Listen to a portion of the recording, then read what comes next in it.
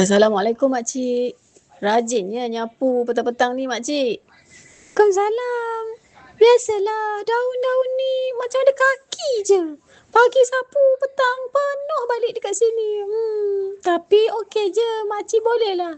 Apa tu orang kata? Exercise. Betul lah tu makcik. Cuaca pun redup hari ni. Sedap kalau dapat minum teh ni. Sama pula ketawa kita. Makcik baru nak buat air. Baiklah singgah, Mat. Minum secawan teh.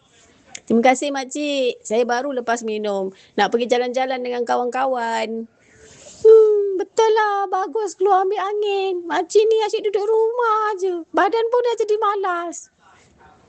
Betul, makcik. Lagipun dapat jumpa jiran-jiran. Barulah meriah suasana taman ni kami. Jumpa kawan-kawan. Jumpa makcik.